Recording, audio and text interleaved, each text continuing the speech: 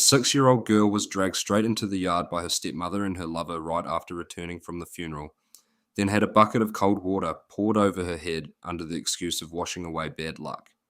She clutched her teddy bear tightly, her small legs trembling in front of the house. Suddenly, a luxury car stopped abruptly outside.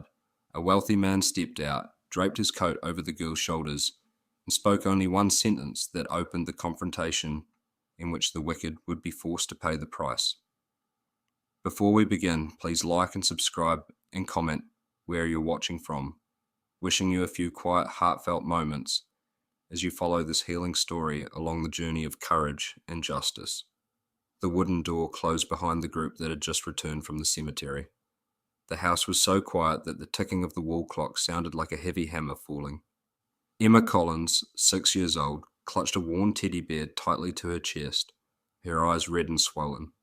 That bear was the last gift her mother had given her before dying in a car accident years ago, and now her father, Richard Collins, a successful businessman and a loving father, had just passed away after a long illness. Inside the vast mansion, Emma suddenly felt so small it was suffocating.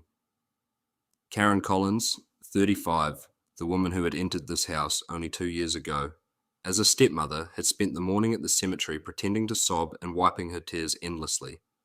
But the moment the door closed, her face changed completely.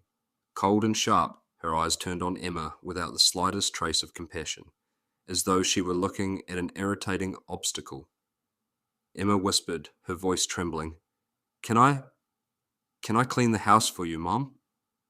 Karen turned, let out a bitter laugh, and snapped with a tone dripping with arrogance. "From now on, I'm the lady of this house, the one who makes the decisions. Don't you dare act innocent just to win my pity." Emma froze in place, hugging the bear tighter, her little fingers digging into the frayed fabric. At that moment, the door opened, and a man stepped inside, dragging a suitcase that he dropped heavily on the floor. It was Robert Hayes, 38, Richard's younger brother. In the eyes of many, Robert had long been nothing more than a spoiled man who lived in the shadow of his brother. Yet today, he walked in with confidence, as if this house had always belonged to him. Robert dropped into a chair, twisted open a bottle of whiskey already sitting on the table, and took a long swig. Then he looked Emma up and down and spat on the floor. "Hello, Emma," he said, his voice thick with alcohol. "From now on, I'll be here, taking the place of your useless father." Emma gasped and stepped back, stammering, "Uncle, why are you in my dad's house?" "This is my dad's house." Karen turned to her, her voice sharp and vicious, every word striking like a slap across the child's face. "Your father is dead. Do you understand that? In this house, I'm the one who decides, and my man now is Robert. From this moment on, you have no right to speak in this house. Either keep your mouth shut or get out." Emma stood stunned, tears welling in her eyes. Robert let out a contemptuous laugh, his shrill voice dripping with mockery. "Look at you, just a pathetic little freeloader who can't do anything except cry and cling to that ragged teddy bear. Your father was a fool for spoiling you, and now you think you're some kind of princess? More like a ruined one. In this house, you're nothing but an eyesore, a burden everyone wishes to throw out." Emma trembled, clutching her teddy bear tighter. I'll be good. I won't be a bother." Karen suddenly shot to her feet, her eyes flashing with cruelty. She grabbed Emma's arm and snatched up the small suitcase already packed with a few worn clothes. The teddy bear was ripped from Emma's grasp and flung into the yard. Karen stormed out, carrying a bucket of cold water. "Get out of my house. I'm sick of pretending to be your kind-hearted mother, you troublesome little brat. Your father died, your mother died, all because of you. I need to wash away the filth you bring, you cursed child. Just looking at you makes my skin crawl, let alone having you live under the same roof." Emma gasped in panic. "No, Mom, please.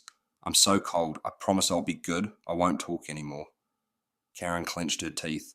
"You're not my blood. Don't you dare call me Mom. I'll never accept a worthless parasite like you. I don't want to see your face in this house for one more second. Get out."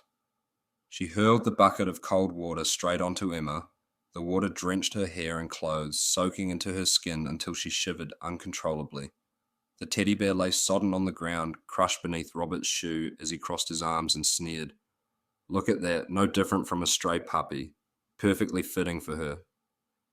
Emma clasped her hands together, eyes wide with desperate pleading, searching for help.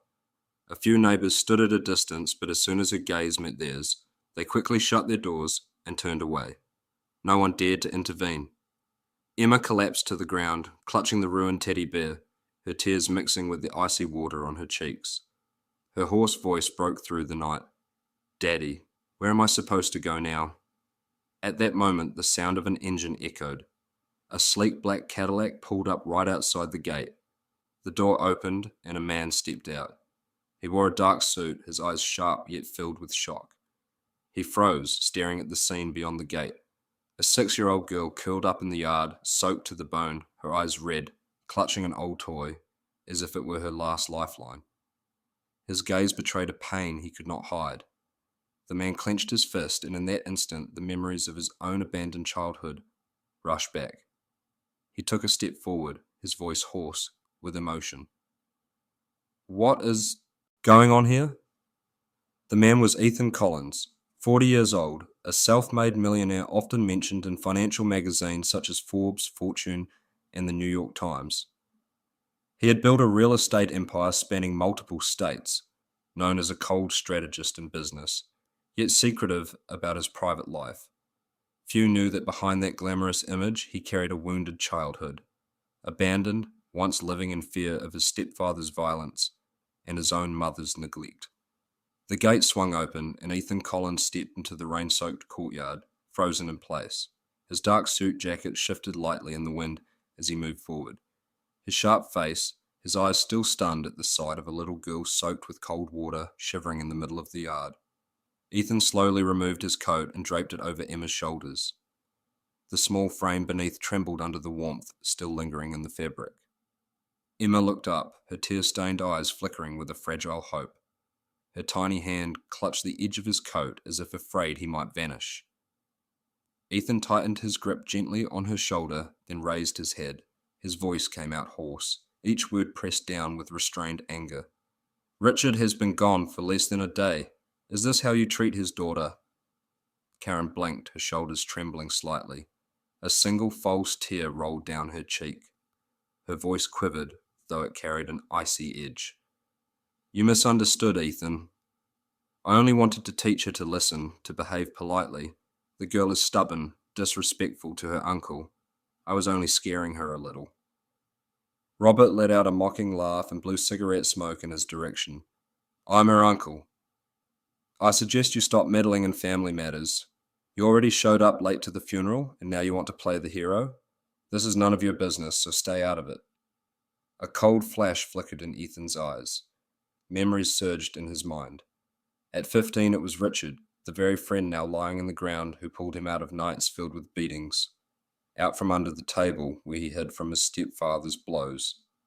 Richard had given him shelter, a real friendship, and now standing before this scene, Ethan knew it was time to repay that debt.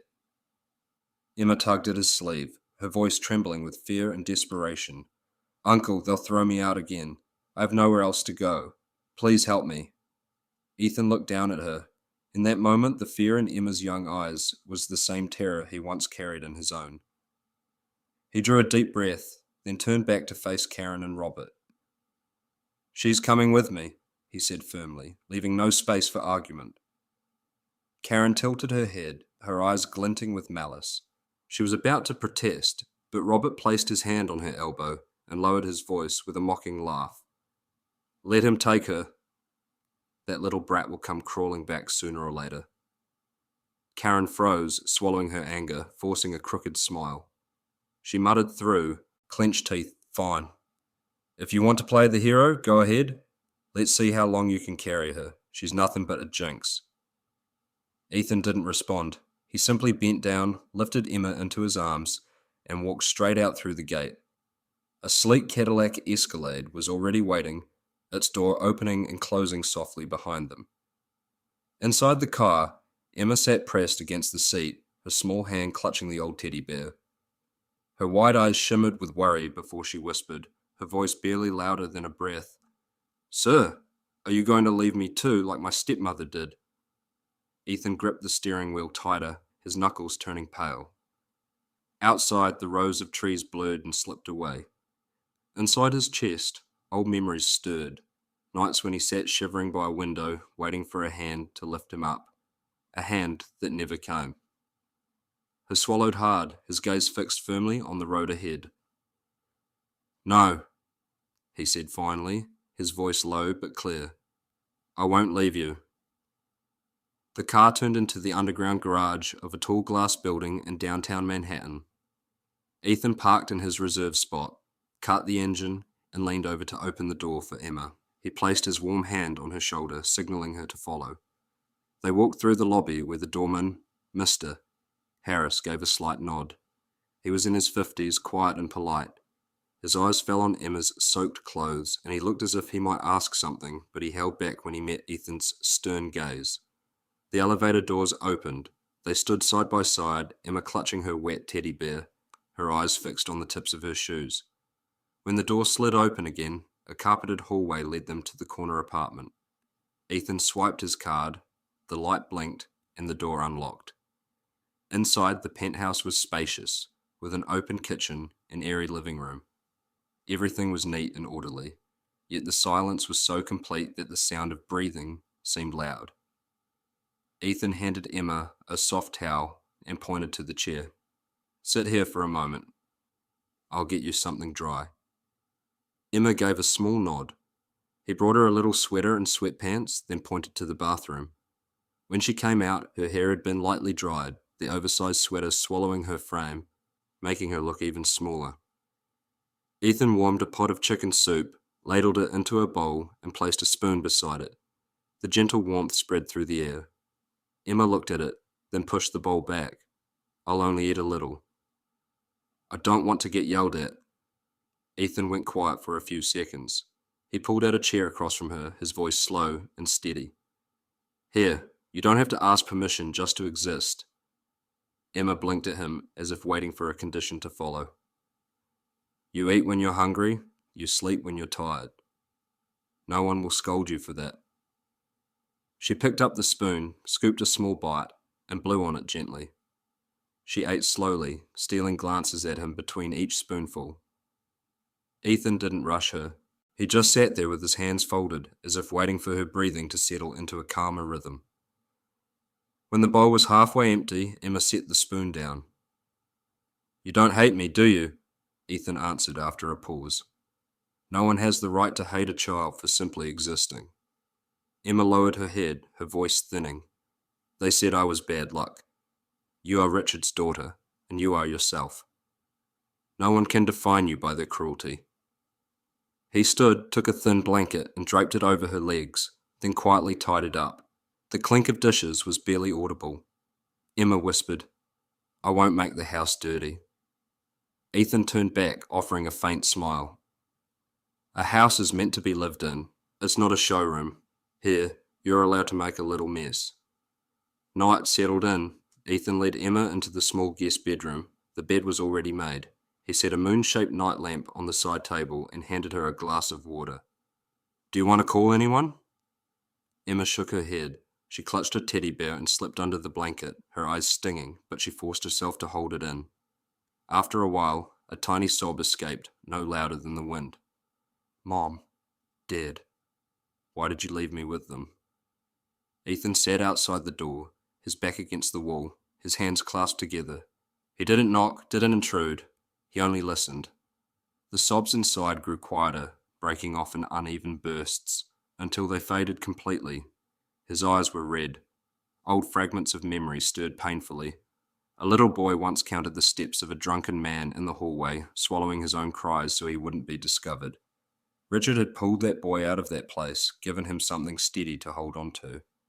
Ethan looked at the half-closed door and told himself he would not let history repeat itself. He went back to the kitchen, brewed a cup of tea, sat at the table, and opened his laptop. He typed out a short email to attorney William Anderson, then made a list of what needed to be done the next morning. Confirm the legal status of temporary guardianship, contact Emma's school, arrange a child psychologist, and make the unavoidable call to Karen. Everything had to follow the right order, not rushed but not delayed either. He turned off the kitchen light, leaving only the hallway lamp, returning to sit in front of the bedroom door. He closed his eyes for a few minutes. There was no sound except the steady breathing of a child who had just endured a day far too long. In the quiet, a faint sound came from beneath the blanket. Emma shifted. Her stuffed bear slipped from her hand and knocked gently against the bed frame. From deep inside its worn cotton filling, a fragile clicking noise, like metal brushing against metal, flickered out, then vanished. Emma was asleep. Ethan didn't hear it. The apartment sank back into silence, as if holding on to a secret not yet ready to be revealed.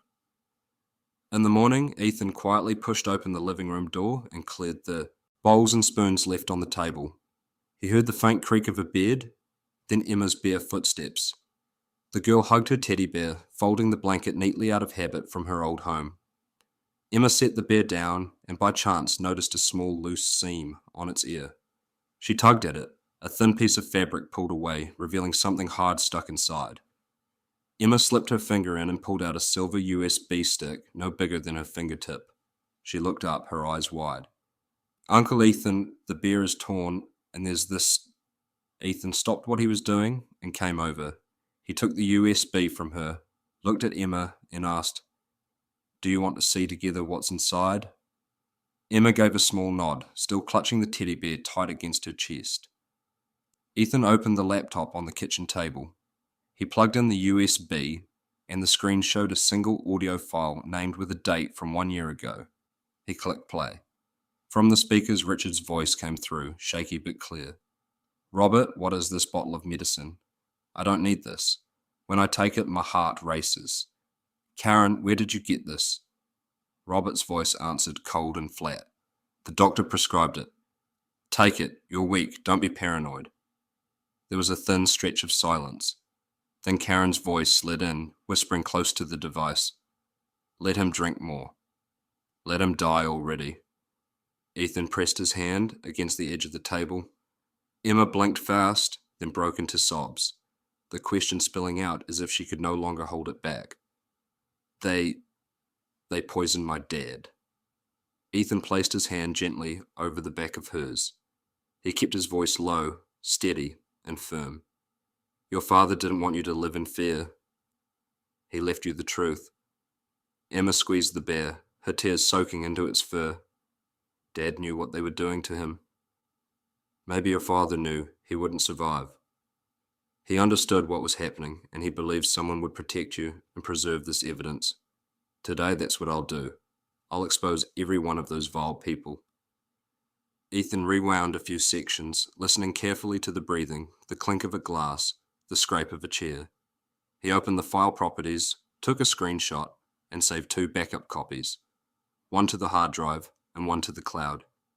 His movements were precise, not a second wasted. "Uncle Ethan, if they find out about this, they'll take the USB back, won't they?" "No one can take it anymore." Ethan's gaze was steady, his voice low. "Not even them." He pulled out his phone and dialed. When the voice answered on the other end, Ethan said briefly, "Anderson, this is Ethan. I need you today. There's audio evidence connected to poisoning in a family dispute." Professor William Anderson was a law professor and an attorney specializing in finance and family matters in New York. He had advised Ethan in several difficult transactions and was known for his meticulousness. On the line, Anderson spoke calmly. "Keep everything as it is. Do not send anything through messages. I will come over, and Ethan, stay calm. Protect the child first." Ethan hung up, then bent down to meet Emma's eyes. "This morning, we are going to have a proper breakfast. After that, a trusted uncle will come to see you. He doesn't talk much, but he always stands on the side of the truth." Emma gave a slight nod. "Uncle, if Dad was still alive, would he be happy that I found this?" Ethan swallowed hard. "Your father would be proud that you were brave enough to face the truth." He placed the USB drive into a shock-proof pouch, stored it in the mini safe in his office, locked it, then sent a short message to Anderson. "Save 3 copies, 1 offline." Emma wiped her tears with the sleeve of her shirt. She took a deep breath and whispered to her teddy bear, "Mom, I found what Dad left behind. I will hold it tight inside." Inside Ethan, determination rose, tall, like a pillar. At first, he had only intended to repay Richard, but from the moment he heard Karen's whisper, he knew this was no longer about gratitude. This was responsibility. Emma was a smaller version of himself as a child, one who had been stripped of her rightful place. He was going to give it back to her. At the same time, in a rented apartment, Karen slammed the newspaper down on the glass table. The news from the night before read, Millionaire Ethan Collins takes the Collins daughter out of the house. She dug her nails into the edge of the table, her voice hissing through her teeth. He is challenging me. Robert lit a cigarette, leaned back and smirked. Calm down. Don't cry like that in front of the press again. They can see the fakery. You think I don't know that? The girl is with him, and she still holds shares in the company. Karen spun around. I will sue him for kidnapping. I will say he is exploiting her to seize the assets. Robert exhaled smoke, his eyes narrowing. Then sue him, but you must drag her back at all costs. If she stays out of reach, our plan will collapse. He lowered his head and spoke softly, as if sealing an unspoken order. The girl holds company shares. She must be brought back at all costs. Otherwise, our plan will collapse. That afternoon, Ethan's phone would not stop buzzing. His inbox flooded with new alerts, articles, short news flashes, online comments. A picture of Karen standing in front of the house appeared everywhere, her eyes red, clutching a black and white portrait of Richard. The headline scrolled across the screen. Millionaire Ethan Collins removes child from home to seize assets. Ethan shut off the screen. He poured Emma a glass of warm milk and said quietly, Finish this. Then we're going to the library. Emma nodded, hugging her teddy bear tight, the weary look in her eyes refusing to fade. They walked into the lobby of the public library, the space hushed, footsteps soft against the floor. At the information desk, a young woman looked up and offered a gentle smile. She was in her mid-20s, hair neatly tied back, a name tag clipped to her sweater. Emily Carter, librarian, in charge of digital archives and public records. Her voice was steady and clear. How can I help you and your little one today? Ethan set a thin folder on the desk, a copy of the will, stock registration papers, Richard's treatment schedule. We need to cross-check these, authenticity, dates, and any irregularities. Emily glanced at the documents, then extended her hand toward Emma. Hello there. My name is Emily. I'll help you find the right answers. Emma took her hand lightly. Emily turned to her computer, accessing corporate databases, electronic registries, and the hospital's public records. Her clicks were precise, then her eyes froze on a detail. Here, she said, swiveling the screen so they could both see. The stock transfer agreement is dated March 14th. Ethan stiffened. The day Richard was admitted to the hospital for the second time. Emily nodded. The hospital records confirm he was under sedation for 48 hours. The signature on this contract could not have been his unless someone else signed it. She printed 2 copies, clipped them, and marked the time discrepancy with a red pen. I'll create a comparison table, contract dates, hospital entry logs, and Richard's older signature samples. The inconsistency here is significant. Emma's voice was a whisper. Do you believe me? I'm not lying. They hate me. Emily met her eyes. I believe you, and I'll help. Ethan exhaled slowly, placing his hand on Emma's shoulder like an anchor. He turned back to Emily. Thank you. If there are copying fees or record access charges, put them on me. Emily shook her head. Public records are every citizen's right. I'm just doing my job. She paused, then lowered her voice. But you should brace yourself for another media strike. I've already seen a second article going up on the local news site. They're telling the story their way. A message from Professor William Anderson came through at that moment. Keep Emma close. I filed for a temporary child protection order and notified family court. Prepared duplicates of all evidence. Ethan replied, We have audio recordings. There are signs of contract forgery. Meeting this afternoon. They moved to the scanning station. Emily guided Emma's small hands to place the papers on the glass and pressed the button. You're doing great. Emma gave the faintest smile for the first time that day. Her eyes relaxed. Ethan seized the moment to make a quick call to his office. I need the legal team to prepare a comparative report on Richard's signatures from 2019 through 2023.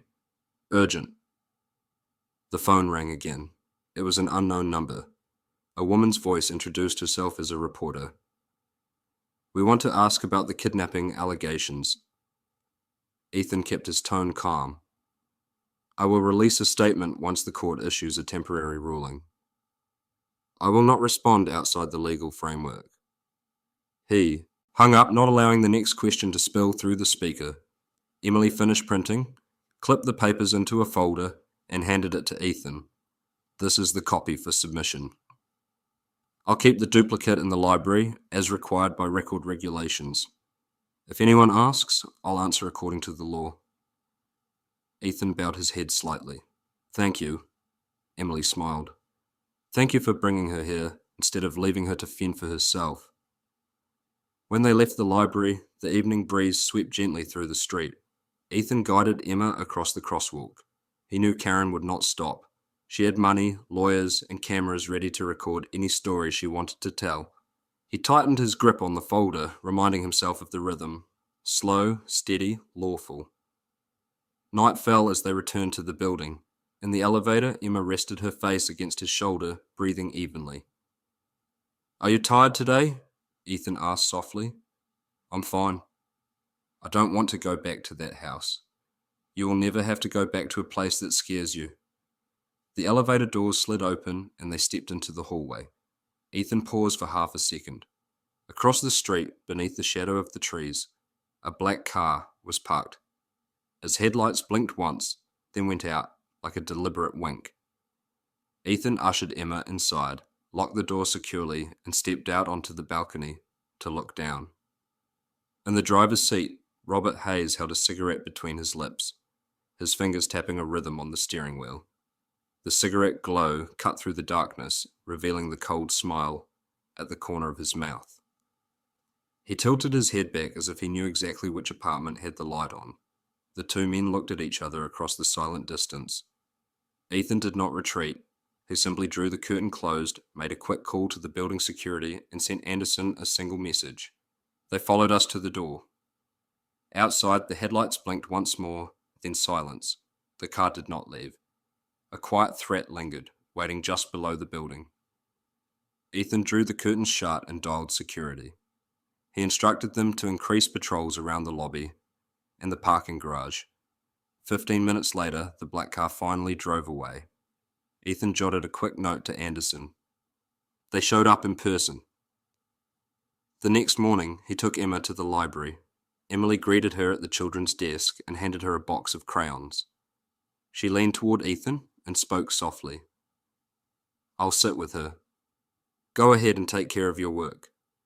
Ethan nodded, resting a hand on Emma's shoulder. I'll be right back. Stay here with Miss Emily. Emma gave a small nod, clutching her stuffed bear, her eyes following him until he disappeared behind the shelves. Ethan returned to the old Collins neighborhood. He rang the bell at apartment 2B. The door cracked open. An elderly woman with neatly cut white hair and dark circles under her eyes from lack of sleep peered out. She was Dorothy Wilson, the family's longtime neighbor. Sorry to bother you so early, Ethan introduced himself briefly, handing over a business card. I was a close friend of Richard's. I need to hear what you saw yesterday. Dorothy pressed her lips together, one hand gripping the edge of the door as if afraid someone might overhear. She whispered, I saw them. They dragged the girl into the yard. Robert grabbed her wrist and Karen held a bucket of water. They poured it straight over her head. She was shaking like a leaf, but... Dorothy pulled back slightly. I was afraid to speak. They have money, they have connections. I'm scared. Ethan didn't press. He exhaled slowly, meeting her eyes. If you stay silent, Emma will never be free. I'll stand with you. You won't be alone. Dorothy stayed quiet for a long moment, then she opened the door wider, as if opening her heart. I want to tell the truth, but I need to know I'll be protected. My attorney will arrange protection for witnesses. You only need to say exactly what you saw. Ethan handed her a slip of paper with Anderson's phone number. He doesn't talk much, but he gets things done. They walked to the back lot near the edge of the parking area. A man sat on an old wooden crate, wearing a worn jacket with frayed shoulders, turning a piece of dry bread in his hand. He was Frank Miller, the homeless man, often seen around the building. Dorothy called out, "Frank, come over here for a moment." Frank squinted at Ethan, instinctively wary. Ethan handed him a cup of hot coffee he had just bought on the corner. "I was a friend of Richard's." Frank accepted it, the warmth seeping into his cracked hands. He cleared his throat. "I saw it yesterday. They dragged that girl like she was a sack. She slipped on the steps, crying without a sound.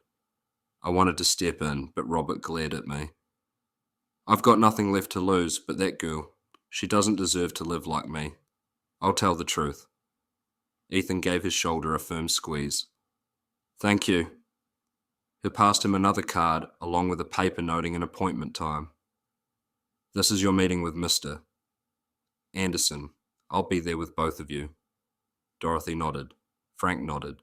The three of them stood in silence for a few seconds, sealing a small vow in the daylight. In the afternoon, Ethan returned to the library to pick up Emma. Emily had already printed a timeline comparison chart. She spoke quickly. "I managed to contact the hospital records department. The timing of the transfer contract doesn't match Richard's sedated condition." Ethan replied crisply, "Good. Tomorrow we meet Anderson, submit this along with the witnesses." As night fell, Emma went to bed early, hugging her teddy bear, her breathing steady. Ethan opened his computer in the study. He searched through old emails and service accounts tied to the car Richard's wife used to drive. A maintenance folder appeared. There was a technical report from the manufacturer with a short note in English. BCM/ECU. Log abnormal override entries. Ethan opened the attachment. A circuit map appeared on the screen with strange log entries marked exactly 1 week before the accident. He called a friend who was an automotive engineer and put him on speaker. "I'm looking at some odd logs in the BCM. It's not related to the brakes. Looks like someone tampered with the central control unit, forcing incorrect commands." The voice on the other end answered firmly. "If that's the case, it took serious skill. No amateur could have done it, and they'd need direct access to the vehicle." Ethan exhaled slowly. "I remember Richard often complained that Robert would borrow the car, saying things like picking up his girlfriend or taking it in for maintenance back when Richard's wife was still alive." "So that's it," the friend said briefly. "Keep the raw data intact. Print it, make multiple backups, don't touch the car anymore." Ethan saved copies, printed the files, and placed them in a waterproof pouch. On the cover of the folder, he wrote a single line, "ECU, not the brakes." Likely Robert's handiwork. He leaned back in his chair and glanced through a gap in the curtain. The city lights still glowed, but across the street, under an awning, a dark figure stood motionless. It looked as if the person had been there for a long time, patient enough to wait for someone to slip. Ethan pulled the curtains shut, turned off the light in the study, and left only the night light in the hallway. He walked to Emma's room and peeked in. The little girl was still asleep, clutching her teddy bear tightly, a strand of hair falling across her cheek. Ethan whispered as if speaking to himself, "Robert, you didn't just kill your brother. You took the life of Emma's mother too. You stole happiness. You stole the laughter of a whole family." He locked the balcony door and double-checked the security system. His phone buzzed. A message from Anderson read, "Tomorrow 9 a.m. Bring the witness and the technical evidence." Ethan closed the phone and sat down on the floor, leaning against Emma's door. He shut his eyes for a few minutes. Outside the window, the shadowy figure remained. A tiny spark from a cigarette flared and then went dark. No footsteps followed, but the feeling of being watched lingered, sharp and undeniable, like a shadow pressed against his back. The next morning, the phone rang, insistently. Ethan had just opened the curtains when he saw Dorothy's message. The kitchen window was shattered, and a brick lay in the middle of the floor. He called her right away. Dorothy's voice trembled. Last night I heard a noise. When I went out, the glass was broken. I was terrified. Ethan told Emma to stay with Mr. Harris in the lobby, then drove to the old apartment. Dorothy opened the door, her hand still dotted with glass shards. Ethan put on gloves and picked up the brick. Wrapped around it was a piece of paper with 3 scrawled words. Keep quiet. Dorothy exhaled sharply. I know who did this, but I will not take back my words. Before Ethan could put the brick away, his phone buzzed again. A church volunteer reported that Frank had been attacked in the back alley and was receiving first aid. Ethan hurriedly drove Dorothy there. Frank was slumped against a wall, blood seeping from the corner of his mouth, his eyes swollen and bruised. He tried to grin. I still have my teeth. Don't worry. Ethan bent down. Who did this? Frank shrugged. 3 guys. Couldn't see their faces. They told me to keep my mouth shut. I can't do that. Dorothy placed a water bottle in Frank's hand. We go together. No one gets left behind. Ethan called the lawyer. On the other end was the calm voice of Professor William Anderson. Document everything. Take photos of the scene. Get Frank examined so we have a medical report. I'll notify the court about the witness intimidation by noon. Ethan returned to pick up Emma. She had just come out of the children's reading room, clutching her teddy bear tightly against her chest. When Ethan briefly explained what had happened to Dorothy and Frank, Emma's face turned pale. It's all because of me. If I weren't here, they wouldn't have been hurt. Ethan froze, then knelt down to meet her eyes. No, Emma. The guilty ones are them. You don't carry anyone's sin. But they hate me. They don't hate you. They hate the truth. That afternoon, Ethan brought Emma to the law office downtown. On the 14th floor, the brass nameplate read, William Anderson, Esquire. A middle-aged woman opened the door, introducing herself as Paula Green, the legal assistant. She smiled at Emma. Would you like some hot cocoa? Emma gave a tiny nod. Anderson stepped out of the conference room, a man in his 50s with greying hair and a calm, clear gaze. He shook Ethan's hand, then leaned slightly toward Emma. Hello, sweetheart. In here, the grown-ups will talk about complicated things, but I'll try to make sure you understand in simple words.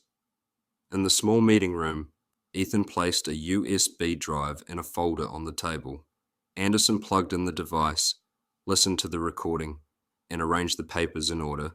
Dorothy's prepared statement, photos of the broken glass, Frank's injury photos, the timeline chart Emily had printed, and the technical report on the car's electronic control system.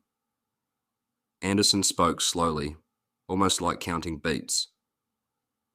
We need hard evidence, testimony in court, recordings with verified digital forensics, and technical proof from the car. I will request a witness protection order for Dorothy and Frank.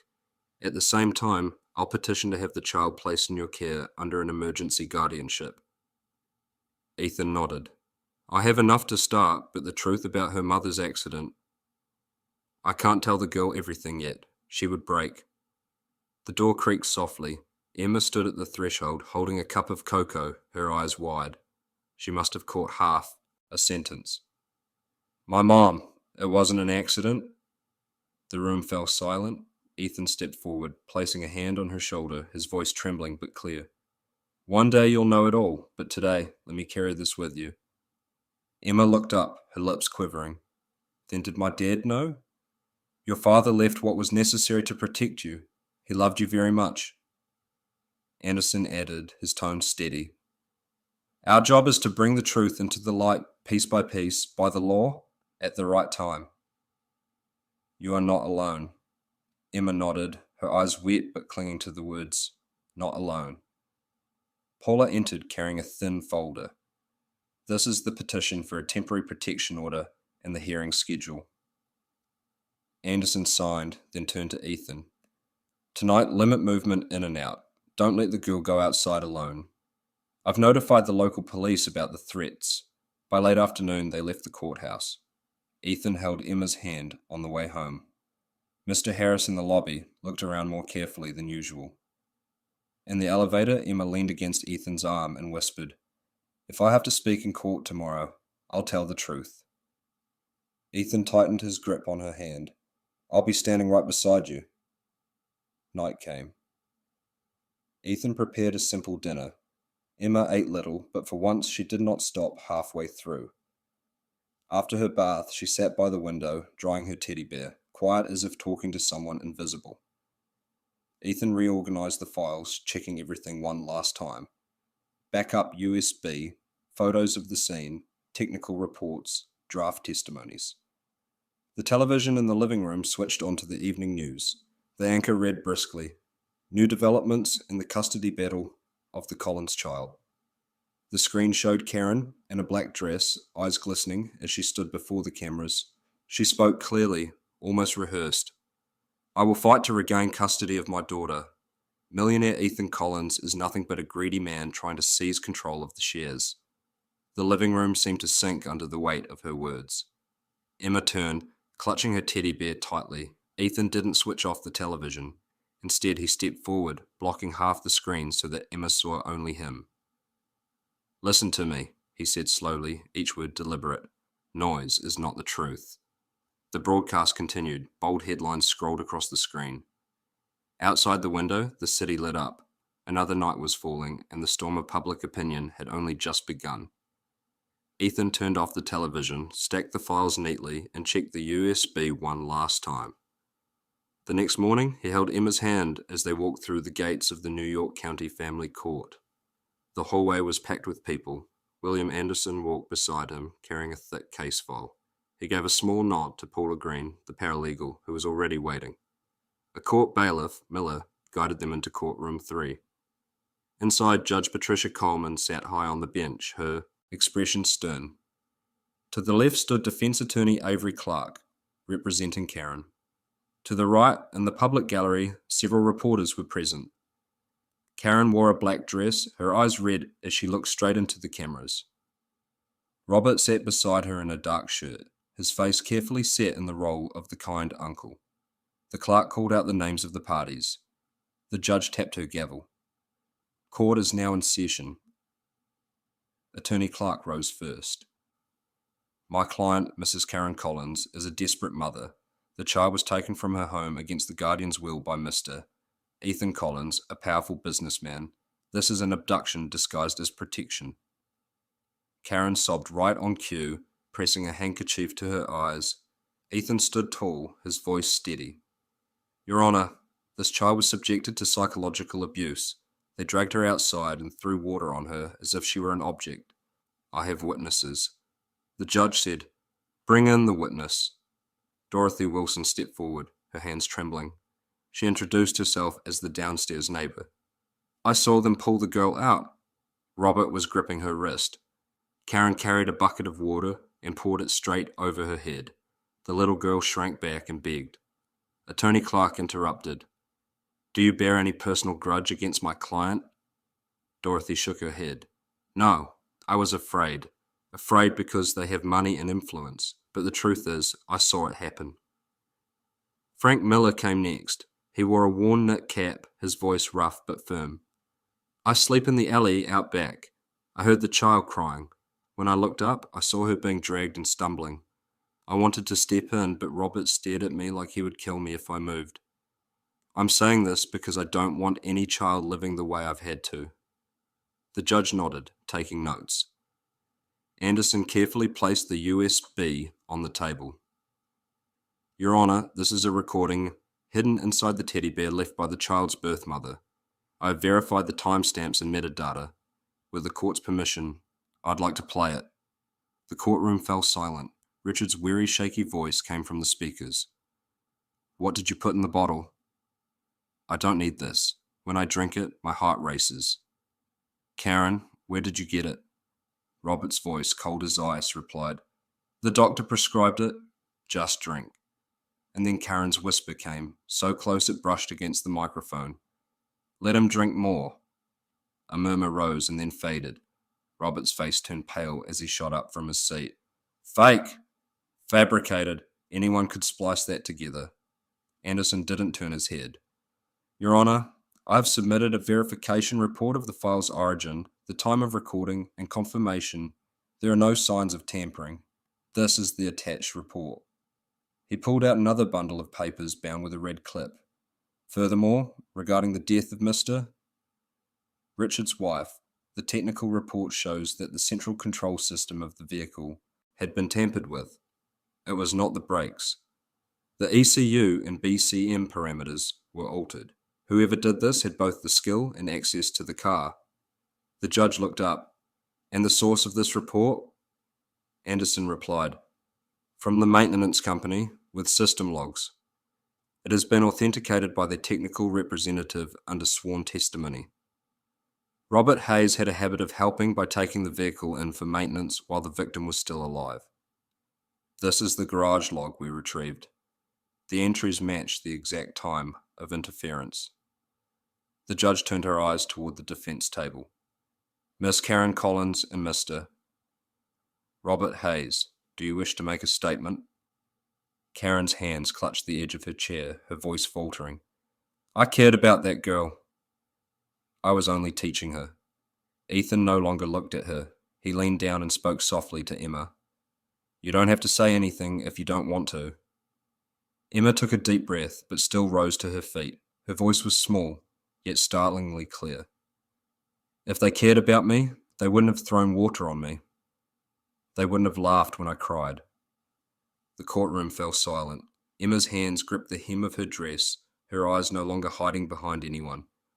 The judge watched her for a long moment, then turned to the clerk. Record the child's words, verbatim. Anderson presented another document, a timeline chart prepared by Emily Carter. This is the evidence of the share transfer agreement signed while Mr. Richard was under heavy sedation. He could not have signed it himself. The signature samples do not match. The judge flipped through quickly, her gaze sharpening. The court acknowledges signs of forgery in this civil document. Attorney Clark began to rise, but Robert lost control, snarling, That brat is lying, and he's just after the money. Karen tugged at Robert's sleeve, her hands trembling violently. The judge struck the gavel, her voice firm. Order! With these preliminary findings indicating risk of abuse, the court issues an emergency protection order for the child Emma Collins, placing her under the temporary guardianship of Mr. Ethan Collins. Furthermore, the court orders the immediate detention of Miss Karen Collins and Mr. Robert Hayes to facilitate investigation into charges of poisoning, child abuse, and asset misappropriation. The next hearing will be scheduled once the district attorney supplements the case file. Karen collapsed into her chair. Robert stood frozen like a stone pillar. The court officers stepped forward, cuffing them with practiced movements. Camera flashes burst across the room. Emma broke down in tears, throwing herself into Ethan's arms. Do I have anyone left? Ethan wrapped his arms around her, holding her head against his chest. You still have me, and you still have yourself. The gavel struck once more. The noise of the room surged back like a crashing wave, but within that small embrace, a warm silence opened, defying the storm rising through the courtroom. After the final strike of the gavel, Ethan signed the order for temporary guardianship. He put his arm around Emma's shoulder as they left the courtroom, her small hand gripping his and refusing to let go. In the hallway, Paula Green handed over an envelope with the transfer papers and reminded him about the upcoming appointments with the welfare office. Ethan nodded in thanks, then bent down and said to Emma, Let's go home together. That afternoon, a locksmith came to change the lock. The wooden door that had once been slammed in Emma's face now opened with a soft click. She stood at the threshold, her little shoes frozen in place. Ethan laid a hand on her back. From now on, this place will hold no more shadows. We'll turn it into a beginning. Emma drew a deep breath and stepped inside. The old room still carried the smell of paint, and a few empty frames on the wall seemed to wait for new memories to fill them. The next morning, people began to arrive one by one. Emily Carter brought a box of children's books and a few small rugs. Smiling, she placed a hand on Emma's shoulder. Your reading room has been waiting for these books. Dorothy Wilson carried a bag of fabric curtains she had sewn overnight. I'm no expert with my hands, but I wanted the windows to have warm colours. Frank Miller showed up with a new jacket and a toolbox in hand. He smiled faintly. Let me try to build a few wooden shelves. Street skills still work. William Anderson reviewed every paper, every permit, and the plan to transform the house into a community centre. And a new face appeared. Linda Johnson, the owner of the corner cafe, about 60, with a voice as warm as an oven. She set down a tray of sandwiches and hot soup on the table. I don't have fancy words, but no one heals on an empty stomach. All day the sounds blended together, hammering laughter, the rustle of wallpaper.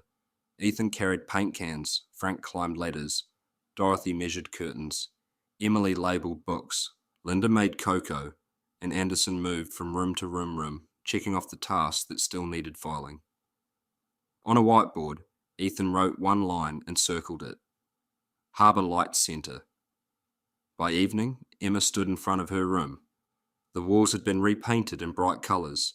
The old bed now had fresh sheets. She touched the surface of the desk, the place where a photo with her father used to sit. I'm afraid to come in here, she whispered. Ethan leaned against the doorway. You have the right to be afraid and you have the right to stay. Emma nodded. She picked up her stuffed bear, set it on the pillow, then turned and said softly, I want to hang my dad's picture back. The following day, a family welfare worker came by. Miss Rivera, a woman with short hair, carried a look that was gentle yet firm. She asked Emma a few simple questions, jotted down quick notes, and glanced around at the house, steadily taking on new life. Before leaving, she said to Ethan, The best thing for a child is an adult who is consistent. Keep it up. The week passed. Emma went back to school. On the first day, Ethan walked her to the gate and waited until she was safely in class before leaving. That evening, Emily opened a little reading corner for the neighbourhood kids.